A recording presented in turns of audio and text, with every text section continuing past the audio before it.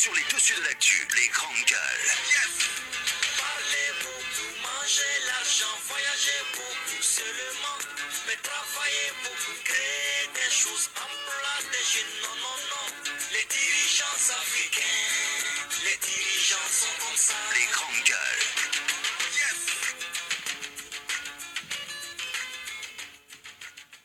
Merci de nous rejoindre dans cette émission Les Grandes Gueules sur Radio Espace. Nous sommes mercredi, nous sommes le 28 novembre 2018. Très heureux de vous retrouver jusqu'au port de 11h. Nous allons décrypter l'actualité, comment se porte notre pays en ce jour. Merci à Mamoudou Kondé à la réalisation. Plusieurs possibilités évidemment s'offrent à vous pour intervenir en direct dans cette émission. Soit vous partez sur Twitter, hashtag EspaceGG. Sinon, l'autre numéro de téléphone qui s'affiche juste en bas de l'écran, le 00224 657 39 13 13. Avec plaisir, nous allons prendre vos messages en compte dans cette émission. Sinon, qu'il faut-il rappeler encore une fois de plus, vous avez la possibilité de réagir aussi via notre site internet, le www.espacefmguinée.info. Vous nous écoutez partout dans le monde via notre application Espace FM Guinée. Sinon, merci à ceux qui nous rejoignent du côté de Nzéré-Corée, d'où vous nous écoutez en modulation de fréquence sur 99.7, même fréquence du côté de Bokeh, à Colabri. Merci à ceux qui nous rejoignent sur Kanéazik, du côté de Kindia. Encore une fois, bienvenue dans cette émission avec toute l'équipe ce matin. Bonjour Tamba Zakari Bilimono. Bonjour à tous. Bonjour mon cher Roby. Bonjour, hier j'ai assisté à une manifestation civilisée. Bien, bonjour Mafoudia Bangora. Bonjour Lamine, bonjour à tous. Bonjour mon cher Moussa Mouissi là. Bonjour, nous parlerons de ces contrôleurs financiers là. Oui, évidemment. Oui, mais il est important en 2 secondes de parler. Hier j'étais du côté de Lambani. Je casse les codes. Non mais je quittais, tu es devenu informaticien. Je quittais Kobaya et je suis arrivé à Lambani où je trouvais un groupe de femmes. Ouais. Arrêté juste au niveau de la rentrée du domicile de Moussa Dadis Camara, en face de l'université UNC, unique je crois, unique. Et elles avaient des pancartes. Sur les pancartes, il y avait évidemment la photo de tous ces jeunes qui ont été tués lors des manifestations, les 101 je crois, mais elles n'avaient pas ça en photo, elles avaient juste les derniers.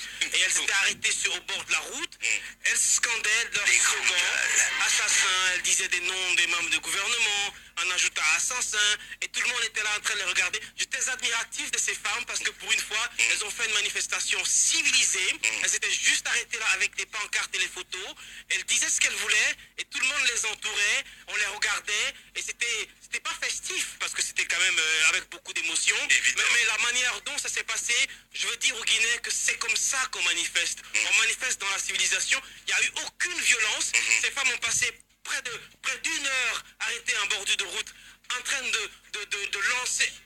Oui, mais elles n'ont pas empêché, encore une fois, à aucun moment elles n'ont empêché la circulation. Elles étaient juste arrêtées, alignées en bordure de route, avec les pancartes et les slogans à l'appui. Elles chantaient, elles criaient leur colère. Elles s'adressaient aux membres du gouvernement, parce que vous savez que cette route est beaucoup pratiquée. Il y a beaucoup de membres du gouvernement qui habitent du côté de Lambani, Kobaya, etc. Ouais. Et donc peut-être elles voulaient de cette manière-là exprimer leur colère, mais dans le calme, sans violence. Et pour une fois, pour moi, j'avais beaucoup d'émotions. Je me suis même garé, je les ai regardés un peu. Pour moi, c'est comme ça qu'on manifeste. On n'a pas déploré de morts, on n'a pas déploré de blessés. Il n'y a personne qui s'est fâché. La circulation continuait et tout le monde était admiratif de ça. Moi, je voudrais te dire, je connais pas ce groupe de femmes, mais je voudrais leur lancer mon big up ce matin. Vraiment, bravo. Ouais. C'est comme ça qu'on manifeste. C'est ça la manifestation. Mais la femme est synonyme de ça, de paix, cher ami. Mais il faut que beaucoup de monde prennent l'exemple sur ces femmes-là. Je suis fier de vous. Pour une fois, il n'y a aucune violence, il n'y a pas eu de casse. Oui. Et ça se passait juste à côté du rond-point de Lambani. Ouais. Tout le monde, ceux qui n'étaient pas intéressés, concernés par la manifestation, passaient, chacun rentrait. Et encore une fois, c'était à 1 heure de pointe parce que c'était vers 16h, 17h. 1 heure d'affluence, mais la circulation était fluide. Le groupe de femmes était arrêté. Elles scandaient leur slogan. Elles avaient la photo des victimes. Franchement, c'était admiratif. Bravo. Et ce qui retient mon attention, c'est quand on cite les membres du gouvernement et elles disent assassin. Comment on dit Roby. Assassin. Bien. Sauf que je suis pas assassin.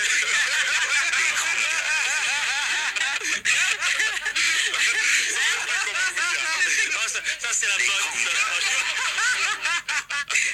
Alors, c'est déjà bien qu'on ait les ces femmes manifestaient, parce que c'est là que se trouvait le problème, parce qu'il ne faut pas oublier que ces mêmes femmes ont été gazées lors de leur dernière marche. Je crois que ça s'est passé du côté de Dixine, on a dispersé leur manifestation. J'ai vu cette photo d'ailleurs sur Exactement, maintenant, c'est pas ce qui s'est passé cette fois-ci, pour qu'on les laisse simplement manifester, c'est pour vous dire que lorsqu'il n'y a pas de mauvaise volonté, une mauvaise volonté de part et d'autre, les choses peuvent bien aller. De part et d'autre, ça peut bien marcher, parce que il y a la loi, il y a notre constitution qui le dit, parce que jusqu'à présent, moi, je n'arrive pas à comprendre qu'il y a une volonté ferme d'interdire toute manifestation, et pour les politiques, et pour les enseignants, et pour la société civile, c'est assez compliqué.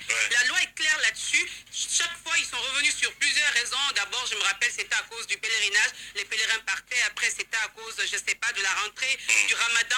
Tellement d'arguments ont été donnés. Mais encore une fois, il est clairement dit que lorsque les raisons sont valables, vous avez l'autorisation d'interdire. Mais lorsque ce n'est pas valable, c'est assez compliqué. Il faut dire que jusque-là, tout ce qui a été donné comme raison, c'est un droit constitutionnel. Ça laisse à désirer. C'est important. Donc, du côté des autorités, qu'on sorte un peu de ça, qu'on se mette dans la logique du respect de nos lois.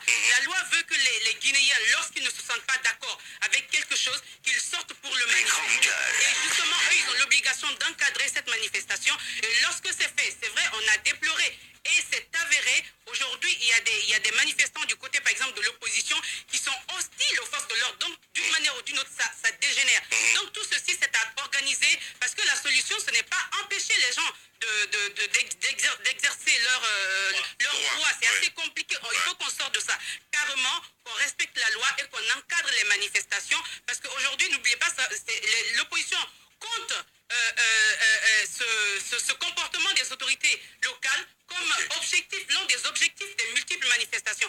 Aujourd'hui, quand vous les écoutez, ils disent qu'ils manifestent pour le respect de leurs droits. Donc déjà, pour sortir de cela, ça ne devrait même pas être un problème qu'on permette aux gens de manifester. La solution se trouve un peu... Oui, de manière civilisée.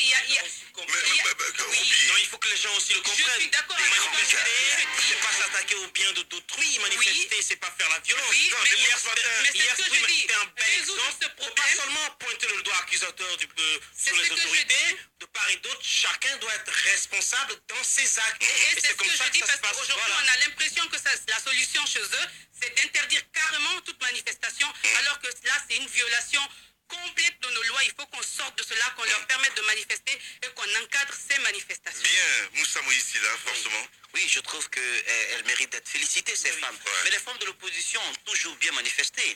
Elles ont toujours pacifiquement manifesté. C'est clair. Selon Elles n'ont mon jamais expérience. cassé. La dernière fois que j'ai vu une femme de l'opposition en colère qui tenait une pierre en main, elle a tenu la pierre jusqu'à la fin de la manifestation. D'accord. Oui, c'est-à-dire que... je veux mais elle a tenu la pierre... Ouais. À la fin de la manifestation. Mais oui. C'est-à-dire que derrière, il y a ce sentiment de femme. Ouais. Je sais pas que, excuse-moi. C'est le moment. Oui, bien Ouais. sûr. Elle se dit, ben, c'est quand même l'enfant de quelqu'un qui est en face de moi. Même s'il a ses mobilos et ses boucliers, c'est quand même Elle dit il est d'abord, fait de chair et de os. Elle On dit peut c'est pas mon quand fils. même, Elle dit c'est mon fils d'ailleurs. Oui, voilà. Des grands cœurs. C'est mon fils. Donc, on ne peut pas quand même lui jeter cette pierre. Donc, ces femmes, je pense qu'elles ont toujours démontré cela. Mais, lors de la dernière manifestation, vous savez, la gendarmerie et la police avaient l'habitude, lorsque ces femmes sortaient dans la rue, d'envoyer... Mais Tamba, c'est pas des Robocop. Oui, Alors, d'envoyer la gendarmerie et la police Ouais. avaient l'habitude, lorsque ces femmes de l'opposition manifestaient, d'envoyer les Amazones des deux corps. C'est-à-dire des femmes, gendarmes et autres aussi, pour pouvoir véritablement dissuader. Mais elles se... Bon, je ne dis pas qu'elles se caressaient, mais du coup... Mais oui, regardez cette photo sur l'espace TV. C'est juste incroyable, oui. Du point de vue que... À tel point que j'en arrivais à des larmes, parce que j'ai vu une gendarme qui parlait à une manifestante qui lui essuyait les larmes. On a compris, on sait, mais calmez-vous, retournez. Des grands cœurs. Elle dit, mais c'est pas bien. Ils disent, oui, c'est vrai, mais vous comprenez. On dit. Donc, je pense, mais la fois dernière, c'est pas cette méthode, cette belle méthode qui a été utilisée. Ils ont envoyé des hommes à muscles qui ont cassé tout le monde. Honnêtement. C'est pas normal. Moi, je pense que c'est une honte. Des bonnes dames ont été violentées. Vous avez vu, on a vu des photos quand même des femmes qui avaient des hématomes, hématomes sur tout le corps. C'est pas du tout normal. Je pense que quand ce sont des femmes qui manifestent, le maintien d'ordre d'ordre doit changer de système, le maintien d'ordre doit s'adapter. Ça doit Les grandes s'adapter. gueules. Parce qu'elles ont Ah, toujours... si, ma- Non, une foule. Ah, si. Une foule. Non, non, pas du tout. Pas d'accord, je suis pas non, il doit d'accord. s'adapter. Je suis pas d'accord. Du point de vue, s'adapter. par expérience, les manifestations tenues par les hommes et celles tenues par les femmes différent. n'ont pas la même énergie, n'ont pas la même intensité. Voilà, elles sont moins violentes, Les elles hommes, sont ce plus sont des compréhensibles. barbares. Je suis Je désolé. pense qu'il faut, Allez-y, Tamba il faut donc Zakar. adopter cela. Merci beaucoup, Moussa Moïse. Allez-y, Tamba.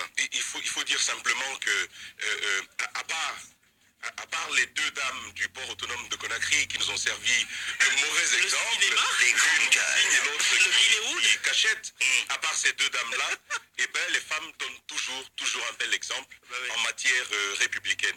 Ce qui s'est passé de ce côté reste à saluer, je reviens pas là-dessus. Je veux seulement faire une observation sur deux choses. Mafoudia a dit tout à l'heure, et malheureusement c'est ce que le gouvernement est en train de nous servir, elle a dit que si la raison est valable, le gouvernement peut interdire une manifestation. La question que je me pose, à quel moment est-ce que la raison peut être valable? Parce que ça reste Les une grandes question gueules. sur laquelle on ne les entend pas souvent, nos gouvernants. Oui. Ils disent pour des raisons, ils sortent leurs raisons qui sont parfois farfelues. Mais sur le fond, à quel moment est-ce qu'on peut dire que ceci est une raison valable, ceci ne l'est pas? Je pense que là-dessus, il y a encore véritablement débat sur l'unité de mesure de ce qui est valable et de ce qui ne l'est pas. Maintenant, j'ai envie de dire que ce qui est arrivé du côté les dames qui manifestaient dernièrement, elle sert un exemple. Ce qu'on a pu observer par les manifestations, je vais dire d'hommes, c'est pas d'hommes en effet, mais chaque fois qu'il y a appel à manifestation de l'opposition, il y a des violences. J'ai envie de dire qu'aux bons manifestants, aux manifestants qui sont militants, qui sont politiques, il y a toujours des brebis galeuses qui viennent s'agripper.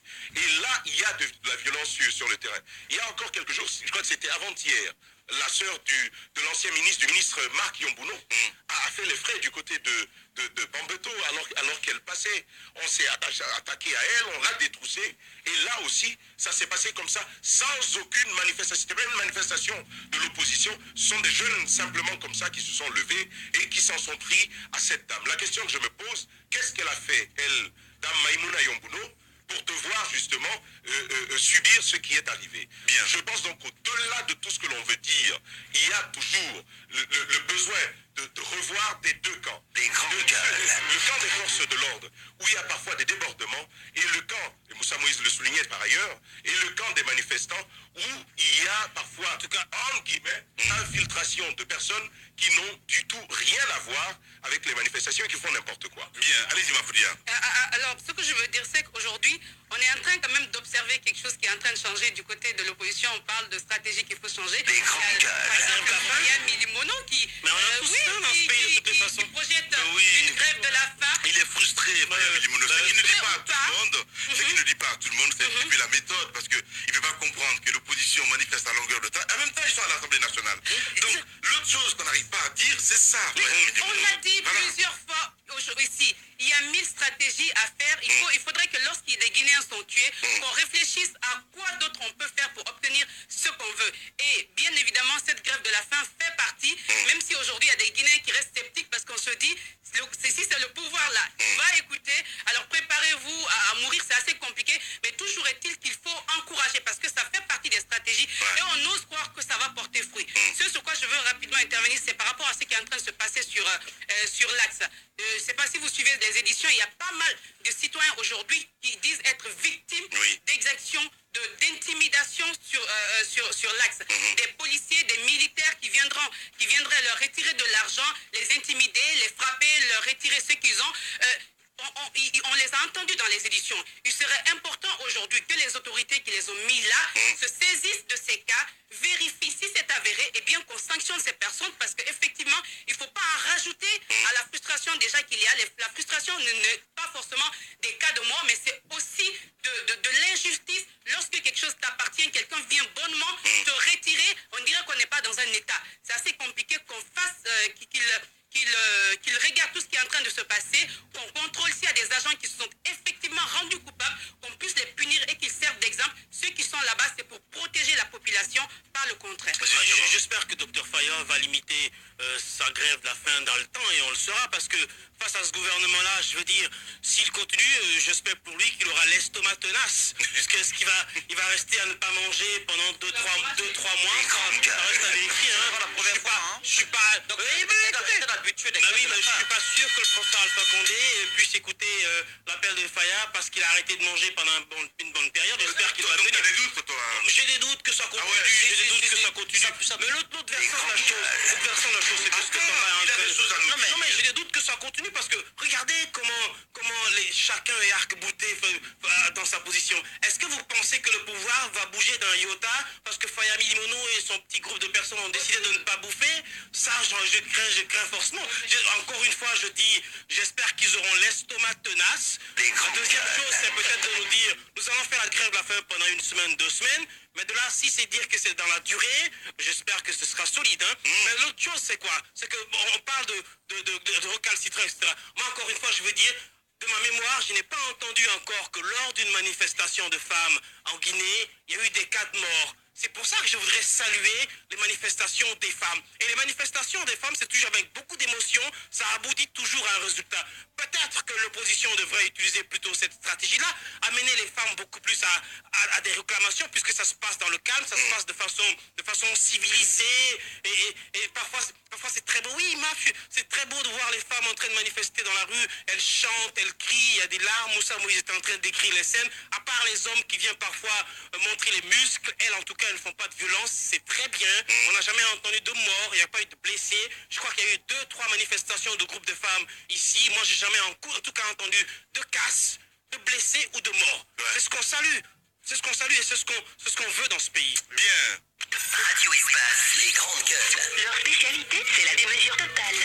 Tant qu'ils ne changeront pas, nous ne changerons pas non plus. Les grandes gueules, à suivre tous les jours sur la radio d'opinion. Radio Espace. Master G de retour. Vous ne l'avez pas entendu depuis longtemps. L'une de nos plus belles plumes fait son retour pour réécrire son œuvre. Après 10 ans d'absence, Master G revient. Master G l'a fait, avec le feu et la forme. Il nous délivre ici un album incroyablement riche, porté par le premier single, Good Blues. Ce deuxième album est taillé pour transformer un monde prêt à avaler le printemps et recracher l'automne. Parce que rien ne se perd et tout se transforme. Je fais mes dièses posées, j'écris ma rime toujours à tête posée, tout le réseau indisposé, quand je viens poser, j'ai trop de swag, fais le José, l'homme au flow, super posé, ouais, une partie de mon histoire à l'abattoir, toutes les fois qu'il fallait tricher dans le couloir, toutes les fois que maman n'était pas fière de moi. Master G, le boss du rap game.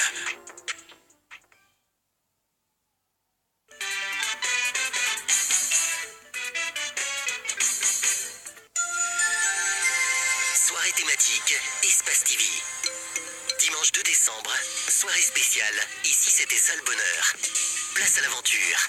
À 21h05, prenez part au voyage initiatique dans l'antiquité Soussou, à la découverte du Wakara.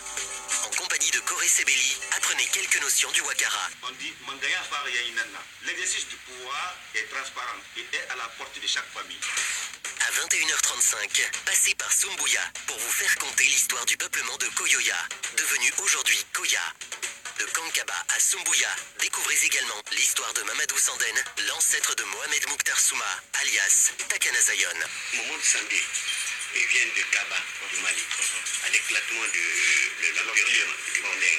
On lui a fait comprendre qu'il fallait qu'il s'installe à un endroit où l'eau salée et l'eau douce se rencontrent. Je suis parenté à tous ceux qui sont dans Koya ici, que ce soit des Bangoura, des Souma, des Kamara, des Sibla, nous sommes tous mélangés ici. C'est pour ça qu'il dit Soumouya. À 22h20, posez vos valises à Jingan, un village perdu quelque part dans les montagnes du Fouta de Jalon, avec comme seul accès 2 échelles de lianes d'une 30aine de mètres, malgré son paysage paradisiaque.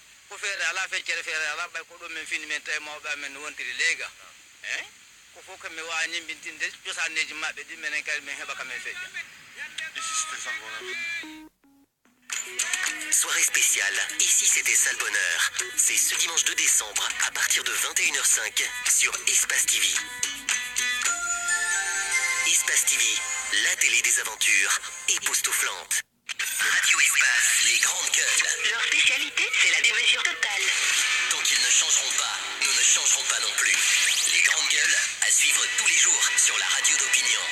Radio Espace. Tous les soirs, vous avez accès à cette émission, Les Grandes Gueules, sur Espace TV. À la une, nomination de nouveaux contrôleurs financiers. Le sujet divise et fait polémique dans les milieux des finances publiques. Il faut le dire qu'un acte pris récemment, donc a été fait par le ministre Mamadi Camara, provoque des remous. Le chef de l'État, le président Alpha Condé, en personne n'aurait pas aimé la façon dont son ministre s'y est pris. Quel est le nœud gardien de cette affaire? Notre Moussa Moïse là, évidemment, dans un instant, il nous en dit un peu plus sur cette affaire. Qui reproche-t-on au ministre de l'économie et des finances? Plus de détails dans un instant, évidemment, avec Moussa Moïse là. Et puis d'autres sujets que nous allons aborder un peu plus tard. Vous le savez très bien, avant-hier, dans cette émission, on évoquait et on était parti. Bingo, Taran est désormais ministre de l'unité nationale de la citoyenneté. On en parle dans un instant. Les réactions des auditeurs, mon cher Moussa, avec Laï Junior Condé, l'autre animateur de cette émission qui réagit. Lamine, on va aussi, on a vu aussi les CRS, les brodequins d'un CRS sur les hanches d'un gilet jaune à Paris. Il y a d'autant plus raison à propos des députés à l'Assemblée que j'ai entendu un d'entre eux soutenir face aux journalistes que le budget est bouclé. Il n'y a plus d'argent pour eux. Foutage de gueule. Là, Junior Condé, évidemment, qui réagit ce matin. Et de l'autre côté, c'est évidemment Afamou Samakadjabi qui réagit. Bonjour Lamine, bonjour à toute l'équipe. Ce témoignage recueilli par Mafoudia Bankoura concernant ces citoyens qui se disent être dépouillés par les PA sont simplement des faux témoignages. Ils sont nombreux là-bas qui ont inscrit dans une logique de ternir, de diaboliser ces agents, mais c'est peine perdue car ces agents resteront là jusqu'à l'établissement de l'ordre de la sécurité, de la stabilité. Évidemment, c'est Alpha Moussa Makadabi qui nous écrit ce matin. Et on va essayer de continuer Moussa avec ce sujet à la une, d'autres réactions un peu plus tard. On parle de ce qui se passe du côté du ministère des Finances, mon cher Moussa Moïse. Je veux d'abord rappeler que la Direction nationale du contrôle financier est chargée de la mise en œuvre de la politique gouvernementale en matière de contrôle financier et également de la dépense publique afin d'améliorer la qualité de ce mécanisme financier. Mais c'est une direction technique qui est, je dirais, importantissime parce que pour quiconque souhaite lutter efficacement contre la corruption, contre la dépravation, contre la déperdition des deniers publics, eh bien, il n'y a pas mille moyens. Il faut passer par cette direction technique. Encore faudrait-il que la direction puisse être dotée de ressources humaines compétentes, capables de mener à bien sa mission. Parce que c'est une mission régalienne.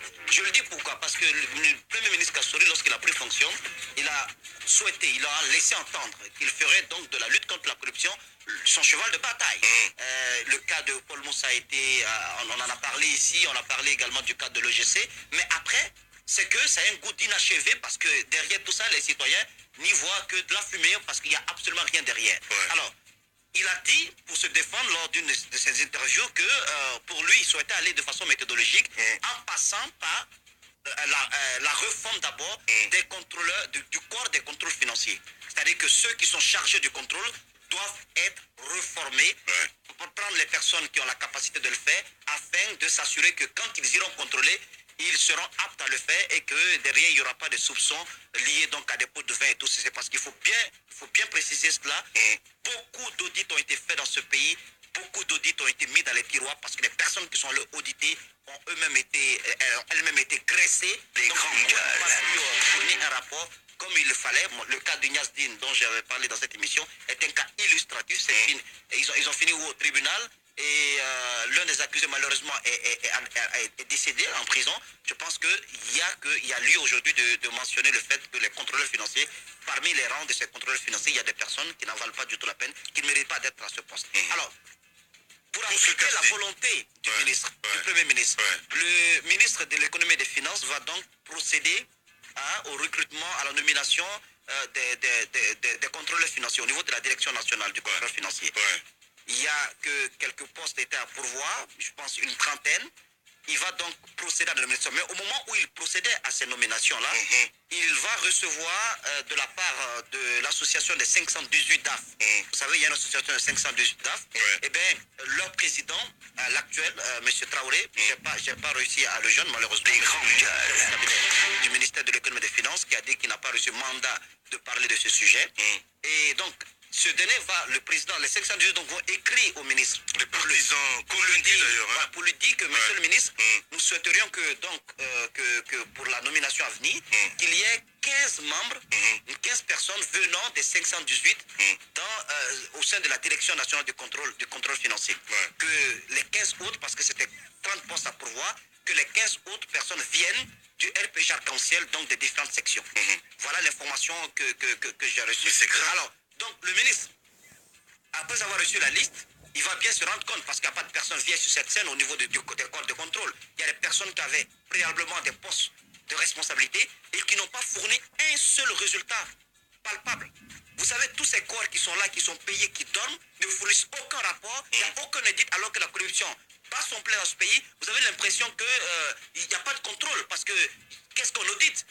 Vous n'avez même pas besoin d'un diplôme d'inspecteur d'État pour vous rendre compte que la corruption existe dans ce pays. Alors, ces personnes, parmi ce lot, il y avait des personnes qui avaient des postes préalablement et qui n'ont rien fait, donc qui n'ont pas le niveau, qui n'ont pas du tout la qualité. Le ministre a passé outre cette recommandation, il a mis de côté cette liste, il n'a pris que 2 personnes venant des propositions qui lui ont été faites, le reste, il a nommé sur la base, a priori, parce que je n'ai pas entendu un cadre du ministère, mais a priori, il a nommé sur la base de la compétence et de la qualité des personnes. Alors, lorsque cette nomination a été faite en conseil des ministres, donc, il se trouve que le président, l'actuel président des 518, a écrit un courrier au ministre, au président de la République, le 14-11e mois 2018, pour lui dire que l'administration a renoué avec ses vieux démons. Donc les mauvaises pratiques sont de retour au sein de l'administration et que voilà, pour cette nomination au niveau de la Direction nationale de contrôle financier, les propositions faites par rapport aux 518 n'ont pas été prises en compte par le ministre et les propositions faites par rapport au cadre, aux militants du RPG, en tout cas en ce qui concerne le parti au pouvoir, pour que le parti au pouvoir également puisse être représentatif dans ce corps technique, parce que c'est une direction technique quand même, que ça n'a pas été pris en compte. Donc le président n'aurait pas aimé tout cela, parce qu'en conseil des ministres, il aurait demandé donc au ministre de s'expliquer, il aurait demandé que le ministre rapporte la décision qu'il a prise pour nommer les différents membres de ce corps de contrôle. Parce que de 30 personnes, de 30 postes à pourvoir, nous sommes aujourd'hui à près d'une 60aine de postes. Et vous savez comment ça se passe dans ce pays-là? Il suffit d'ouvrir une brèche et la brèche va s'agrandir, ça va prendre des proportions inquiétantes. Moi, ça m'inquiète ce matin. Mais on n'est pas en train de parler, mais bien sûr que on n'est pas en train de parler du RPG. Oui, non, je On n'est pas en train de parler Les grandes gueules. parce au pouvoir de l'opposition. Nous parlons quand même d'un corps de contrôle technique, mais qui a pour mission quand même de nettoyer un peu ce pays. Alors, moi, je me pose des Il faut questions. faire très attention aux 518 là.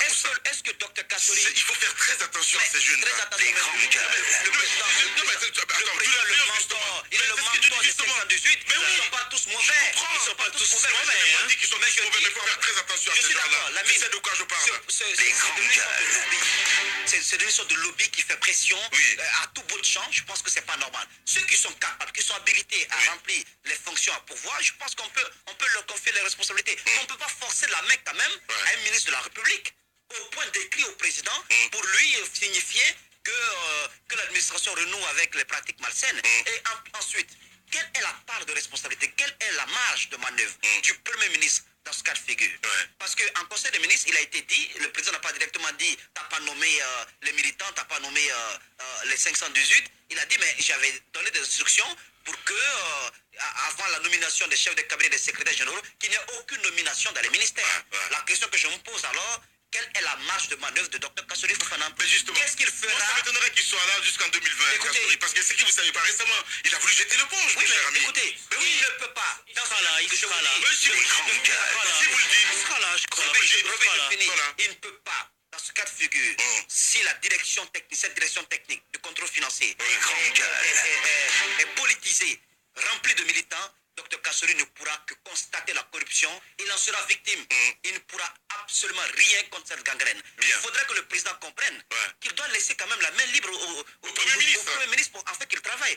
Pourquoi cette histoire de nomination liée à des considérations politiques et autres? C'est pas normal. Je me lève comme ça, nous allons publier la lettre que le président de 518 a adressé au chef de l'État afin que ces gens de pratiques cessent. On ne peut pas quand même tout ramener à une question politique dans ce pays. Je suis parfaitement d'accord avec toi. Allez-y, Tamba. En fait, notre pays est devenu gravement politique. Mais gravement. À tous les niveaux. À tous les niveaux, c'est devenu politique. Moi, je comprends le principe de gouvernance qui veut que lorsqu'on a le pouvoir, on le partage avec ceux qui vous ont aidé à y accéder.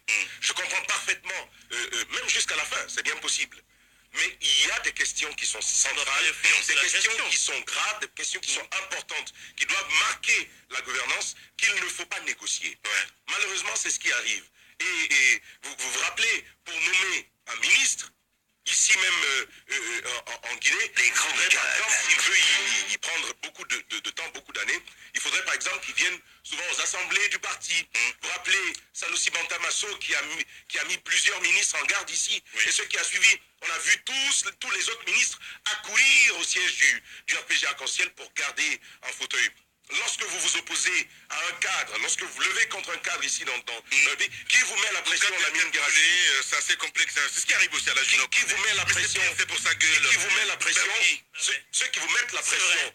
Lorsque vous voulez prendre une décision, il fait le garçon publiquement, mais dans son bureau, il pleurniche. Oui, mais c'est ça, en fait. Ben voilà, donc à un moment, je pense qu'il faut assumer. Hier, ce qui m'a énervé dans cette émission-là. Voilà, donc je pense, franchement, ce Traoré-là doit s'expliquer, Moussa Moïsi, là. Parce que ce n'est juste pas normal. Je comprends qu'il y a le lobbying de gauche à droite, mais Roby, ça c'est démon. Mais ce que je voudrais, Tamba, excuse-moi d'avoir volé la parole. Excuse-moi d'avoir volé la parole. Mais ce que je voudrais dire, c'est que Moussa Moïse a le droit de s'inquiéter. Vous voyez, dans un pays, on parle de 518, ce sont les DAF.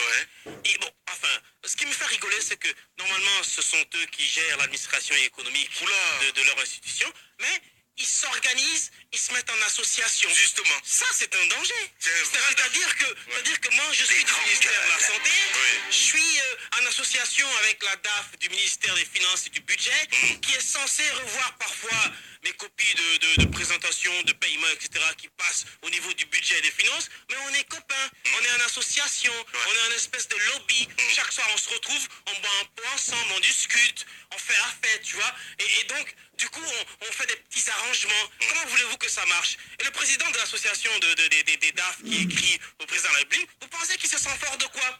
Il se sent fort du fait qu'il y a eu cette organisation au niveau du Sheraton, au cours de laquelle le président de la République lui-même a pris la parole et il les a encensés. Il les a délivré la rose. Vous êtes les plus beaux, vous êtes les beaux gosses, vous faites du bon boulot, vous avez mon soutien devant les ministres, devant les directeurs généraux, etc. Et donc, du coup, ces DAF-là se sentent éminemment puissants. Très puissant d'ailleurs, comme ça a toujours été le cas. Et donc, arrivé à ce niveau-là, je pense que quand on se sent puissant, les ambitions montent. Évidemment, c'est comme ça. Donc, les ministres, du coup, sont rien du tout. Les DAF ont accès directement au président de la République. Leur président d'association peut directement adresser le courrier au président de la République pour lui demander d'intervenir dans les nominations. Et donc, voyez-vous, ça devient difficile. Je pense que tout le problème, c'est un problème de management, c'est un problème de gestion au haut niveau. À un moment donné, il faut dire au président de la République qu'il se mêle un peu de tout. La valeur. Politiciens véreux, fonctionnaires corrompus, promoteurs immobiliers voyous, justice facile. La Guinée devient-elle mafieuse? Les grandes gueules d'Alafo Média ne lavent pas plus blanc, mais vous permettent de défendre votre pays en vous informant. Avec les grandes gueules d'Alafo Média, dénoncez les turpitudes, nous garantissons le secret des sources. Envoyez vos documents à espacefmguinée.info, rubrique Contact. Les grandes gueules d'Alafo Média, ou le socle de la liberté d'expression en Guinée. Adafo Média, au cœur de la Journée internationale des personnes handicapées. Afin de favoriser l'intégration et l'accès à la vie économique, sociale et politique des personnes handicapées, la date du 3 décembre de chaque année a été décrétée par les Nations Unies comme Journée internationale des personnes handicapées. À cette occasion exceptionnelle, Adafo Média et le ministère de l'Action sociale se mobilisent et vous proposent une soirée spéciale. Nous sommes tous personnes handicapées. Le 3 décembre 2018, présenté par Delphine 2 et Lamine Guirassy. Adafo Média, au cœur de la Journée internationale des handicapés. Freestival. Plus de 20 000 personnes par jour. 5 jours de spectacle. Une quarantaine d'artistes sur scène. Musique, danse, théâtre, mode, comédie, foire. Le plus grand événement de la région est programmé à Fria du 22 au 29 décembre 2018. Singleton, Azaya, Instinct Killers, Take G4 Street, One Time, Mick Paraya, Alice en Songs, Kayla Kay, Shani Alpha, Pokémon, Guadamaga, Jupiter Devibe, 2HR, Candy Akora, Takana Zion. Une programmation de feu pour un festival unique. Du 22 au 29 décembre 2018 à Fria. Le plus gros kiff de la Guinée pose sa valise. Info 622 147 979. Véritable success story de la radio Espace Guinée, les grandes gueules, détentrices des meilleurs scores radio en Guinée, de la meilleure émission talk show, a donné le créneau horaire du départ au bureau et du retour à la maison, récoltant depuis des années consécutives le titre d'émission la plus écoutée en Guinée, toutes catégories confondues.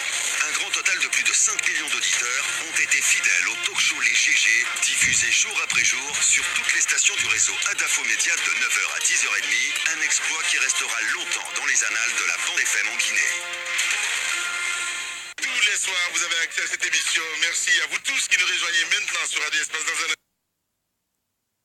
instant, on va évoquer d'autres sujets avec vous, mesdames et messieurs. Beaucoup de réactions ce matin avec ces auditeurs qui nous écrivent sur Twitter.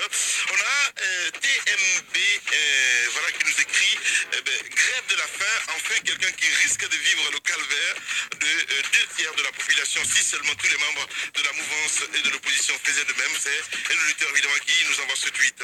On reste toujours avec Amadou, politologue D, qui nous écrit Espace GG. Les PA sont une opportunité à saisir par les citoyens, donc pour faciliter le travail à nos agents sur le terrain. Aujourd'hui, nous constatons que les citoyens circulent avec beaucoup de sérénité. Toujours sur Twitter avec Lamarana Imbering, il faut dire à Moussa que les 518 aussi sont tous du RPG. Voilà, ça c'est très important. La junior qui répélote, et puis j'attendais une réaction virulente, une réaction évidemment de la junior Condé. Alors qui dit quoi exactement? Il dit tous les cadres en Guinée sont clivants à part les GG. Foutez-nous la paix. Qui est neutre en Guinée? Il pose cette question ce matin à la junior Condé. Lamine, je ne suis demandeur de rien du tout, tu sais. Je t'ai dit que tu seras non employeur lorsque je serai débarqué. Voilà, c'est la junior Condé qui nous envoie ce message. T'en vas avec quelques précisions, mon cher. Oui, en fait, ce n'est donc plus les transactions qu'il y a entre RPG et gouvernance. C'est pas en fait ça le plus important pour moi. La question que je me pose, quel est l'avenir de la lutte contre la corruption en Guinée lorsque des contrôleurs financiers arrivent comme ça à des postes? C'est comme ce que Fakoli disait, mal élu président voyou. C'est en fait, on y arrive. Lorsqu'un contrôleur arrive mal à un poste, je ne le vois pas tenir tête face à la mauvaise gouvernance. Parce que leur travail, c'est justement de rendre propre ce qui ne l'est pas, de vérifier la conformité entre les dépenses qui sont réalisées et justement les principes de réalisation de ces dépenses-là. Malheureusement, lorsque tout se politise de cette façon-là, il n'y a pas d'issue à la lutte contre la corruption. Et ça me fait penser à un cadre ougandais qui disait un jour, lorsqu'il avait été amené à lutter contre la corruption dans son pays, et qu'il a essayé pendant plusieurs années, que ça n'a pas marché, et il a dit devant tous les médias du monde, on m'a mis à ce poste pour jouer si vous voulez, à une figurine. Et que tout ce que j'aurais dû faire, d'après eux, ça devait être le contraire de ce pourquoi on m'avait nommé. Malheureusement, je pense que c'est la même réalité. Kassori Fofana, cette annonce de lutte contre la corruption, c'est perdu d'avance. Je pense que ça ne va pas prospérer lorsque les contrôleurs financiers, qui sont un des relais, un des éléments centraux de la lutte contre la corruption, arrivent comme ça à leur fonction. Vous vous rappelez du débat dans ce studio lorsqu'on venait à peine de nommer Kassori Fofana Premier ministre? J'étais de ceux qui disaient que non, ça allait être très compliqué parce que le problème, c'est pas le PM. Le problème, c'est le sommet parce qu'il y a un leader. Et c'est ce qui est en train d'apparaître là. C'est très compliqué. Dans un pays, lorsqu'un président arrive, bien évidemment, il vient avec du beau monde. Les gens qui ont bien voulu l'accompagner parce qu'ils croient en son projet. Mais après, il y a une chose à laquelle on ne touche pas, l'administration. Parce que l'administration, c'est technique. Vous venez avec des personnes, vous pouvez les placer, d'accord. Mais cette volonté de placer aussi est basé sur la compétence. C'est vrai qu'il peut y avoir des récompenses par endroit, mais toujours est-il qu'il faut mettre en exergue la compétence. Mais malheureusement, aujourd'hui en Guinée, c'est une réalité, c'est pas un mensonge. On se retrouve, on dirait qu'aujourd'hui, même les petits-enfants, des gens qui ont milité dans le RPG veulent bénéficier parce que leur arrière-arrière-grand-père ont milité pour le RPG. Et justement, le chef de l'État veut récompenser tout le monde. C'est compliqué. Sinon, c'est pas possible. Il y a l'administration qui est là, les cadres techniques sont là, il faut miser sur les compétences. Mais voyez comment les choses se présentent en Guinée, c'est parce que effectivement, ceux qu'on choisit ne sont pas forcément ceux qui ont les compétences, mais c'est parce que ce sont ceux-là qu'il faut mettre là parce qu'ils nous ont accompagnés d'un moment à un autre. Et c'est une grosse erreur. C'est une grosse erreur parce qu'on ne va pas sortir de cette crise. Parce que tant que la gestion n'est pas saine, l'administration n'est pas qualifiée, on ne peut pas aller. Un pays, ce sont les ressources humaines. Et les ressources humaines, c'est les compétences au niveau. Mais aujourd'hui, au niveau de l'administration, quand vous y allez, quand vous écoutez les gens, vous vous rendez compte que même si c'est une petite activité, et si on veut, la priorité est donnée aux personnes qui sont dans le RPG, aux personnes qui sont proches du chef de l'État. Et d'ailleurs, ça fait que plus vous êtes proche du chef de l'État, plus vous êtes fort de quelque chose. Plus vous avez d'avantages. Exactement. Et à tous les niveaux, vous pouvez dicter, même là où vous ne pouvez pas dicter. C'est assez compliqué. Je pense que là, c'est la moindre des choses. Le chef de l'État n'a pas le droit de maintenir la Guinée dans cette situation. Il y a des Guinéens compétents. On est tous unanimes là-dessus. Mais pourquoi on ne les choisit pas? Comment est-ce qu'on peut continuer? Tous les Guinéens sont bons par endroit. Certains ont besoin de formation. Eh bien, formez-les. Lorsqu'ils ont les compétences nécessaires, mettez-les. Mais aujourd'hui, cette grosse erreur émane du sommet, du chef de l'État, et j'espère qu'il sait ce qu'il est en train de faire, qu'il est conscient qu'à ce rythme, il est en train de conduire la Guinée vers le mur. Bien, allez-y, mon cher ami. On peut être militant du parti au pouvoir et être un excellent cadre. Ces personnes peuvent être nommées. Mais ce qui est répréhensible, c'est... Oui, ce qui est grave, Lamine, ça c'est moi qui ai la parole. C'est vous qui favorisez les crocs en chambre. Ce dont je suis contre... Ce dont je suis contre... T'es complètement malade. Non, c'est vrai. Ce dont je suis contre, c'est qu'on puisse quand même prendre des personnes qui sont militantes et qui n'ont pas la capacité d'agir. Je pense que c'est ce contre quoi il faut s'élever. Mais je veux rappeler juste le pouvoir de la Direction nationale du contrôle financier. Le contrôle est du visa préalable de tous les actes relevant de la compétence des ordonnateurs délégués et secondaires, du contrôle et de la validation des projets d'engagement, des dépenses et de délégation de crédit présentés par les ordonnateurs. Le contrôle et la validation des projets de liquidation des dépenses après vérification de la réalité du service. Donc c'est vraiment la cheville ouvrière de la lutte contre la corruption dans notre pays. Je pense qu'on peut tout politiser sauf ça. J'ai appris qu'il y a des cadres du RPG, il y a des membres du gouvernement qui sont pas d'accord du tout avec la volonté du président et qui ont essayé de le lui faire comprendre que c'est pas bien pour l'image du gouvernement de rapporter le décret, parce que si c'est fait, je pense que le ministre de l'économie et des finances doit en tirer toutes les conséquences et le premier ministre également. Absolument.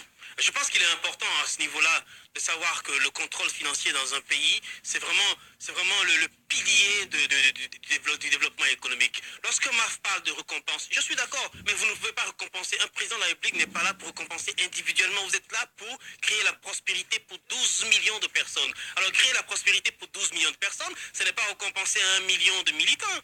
Comme ça, vous ne participez pas au développement économique. Je pense que la meilleure des manières de faire, c'est de partager équitablement les richesses. Enfin, on ne peut pas partager équitablement les richesses parce que chacun avec sa compétence. Mais ce qui est important, c'est de créer la possibilité de développer le plus large possible pour que tous les Guinéens en bénéficient. C'est comme ça qu'on récompense tout le monde. Lorsque le pays est prospère, lorsque le pays est développé économiquement, lorsque les infrastructures sont là, ce ne sont pas seulement que les militants des autres partis qui en bénéficient. Il y a aussi certains militants du RPG Arc-en-Ciel qui sont agriculteurs, qui sont menuisiers, qui sont ébénistes, qui sont vendeurs de chaussures, ou je sais pas moi, vendeurs de chaussettes ou cambistes quelque part, qui bénéficient de cette manière-là. Je pense que le développement, lorsqu'il est large, c'est tout le monde qui en bénéficie et le pays est paisible. Mais lorsque vous le faites de façon parcimonieuse, lorsque vous le faites de façon ciblée, puisque c'est le terme qui n'est pas bien utilisé dans ce pays, je pense que vous créez des frustrations plus que des contents. Radio Espace, les grandes gueules. Leur spécialité, c'est la démesure totale. Tant qu'ils ne changeront pas, nous ne changerons pas non plus. Les grandes gueules, à suivre tous les jours sur la radio d'opinion. Radio Espace. Bien, tous les soirs d'ailleurs, vous avez accès à cette émission et beaucoup de réactions ce matin. Dans la deuxième partie, nous allons essayer d'appeler aussi un bafoué qui va intervenir parce que nous apprend un ministère de la Sécurité port obligatoire de l'uniforme pour tout le personnel de la police. Je vous propose évidemment qu'on va essayer de l'appeler dans un... Alors là, ça c'est de la démagogie totale. De la démagogie. Vous allez obliger les policiers à porter la tenue alors qu'ils n'en ont pas. Leur salaire ne leur permet même pas de porter. Alors je vais vous dire, non, écoutez, moi j'ai discuté, j'ai pris langue avec des policiers. Vous savez ce qu'ils vont faire? Ils seront obligés d'aller au marché de Madina, à Avaria, négocier quelques tissus bleus et venir les déposer chez le tailleur qui va les coudre de la manière dont il veut, peut-être même avec 4 poches, et ils vont les porter dans la rue. Comment ils vont faire pour acheter les bottillons? Mais lorsque vous voulez appliquer la loi, vous créez les conditions d'application de cette loi. Le ministère de la Sécurité, avant de prendre cette mesure, devait pouvoir avoir les moyens de doter les policiers de tenues. Soit vous-même vous financez. Non, attendez. Si c'est important. Mais vous n'avez pas dit que c'est pas important. Non, si c'est là le problème. C'est là le problème. Vous importez les tenues, vous envoyez la quantité suffisante de tenues et de chaussures, et après, si vous voulez, vous leur dites de payer peut-être par pourcentage si vous ne pouvez pas le donner gratuitement, mais il a la responsabilité du ministère de la Sécurité d'habiller les policiers. Vous ne pouvez pas leur imposer de porter des tenues alors qu'ils n'en ont pas les moyens. Entre remplir le ventre et s'habiller bien, je choisirais bien remplir mon ventre. Mais Ruby, là tu rêves là. Mais si. Mais non. Ah, ça va favoriser plus la corruption dans la rue, parce que le policier, pour s'acheter une tenue, sera obligé de mettre la pression sur le chauffeur de taxi, sera obligé d'arracher les clés du taxi motard qui vient, etc., pour lui retirer 10 000, 20 000 francs. Ça va que favoriser la corruption dans la rue, parce que de toutes les façons, il sera obligé de s'habiller, mais s'il n'a pas les moyens, il faut qu'il crée les conditions. Allez, on va revenir dans un instant, mesdames et messieurs. On va essayer d'appeler Bafoué. Voilà, déjà, on n'a même pas évoqué le sujet et ça part dans tous les sens. C'est ça aussi les grandes gueules. Une pause de 10 minutes et derrière, Bafoué avec nous. Véritable success story de la radio Espace Guinée. Les grandes gueules, détentrices des meilleurs scores radio.